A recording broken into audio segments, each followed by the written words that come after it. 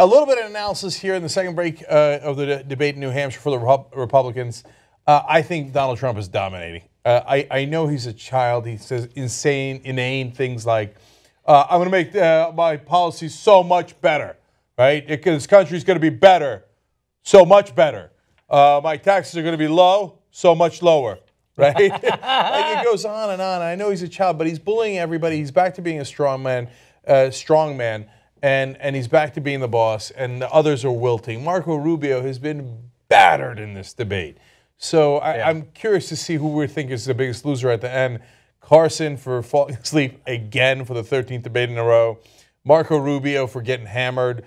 Jeb Bush for constantly being like, come on. Right. Give me a break. So, but I can't see, guys, can you see who's winning this debate if it isn't Trump?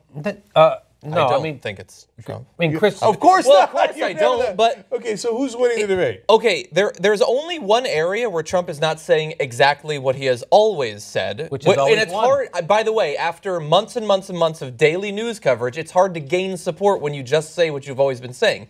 The one area where he said something new was eminent domain, and he was booed on the vast majority of the sections of his answers about that. So why did? I think Chris Christie. Why doesn't one of the reporters ask him, you're criticized for never giving specifics. You just use these grandiose terms. Can you give us She said in her question, she said, describe something, and use specifics. And he didn't. She tried, but of course he didn't. Okay. But she at least tried. All right. I gave her credit in a tweet. Yeah, I guess the only other guy that you can say is winning is Chris Christie.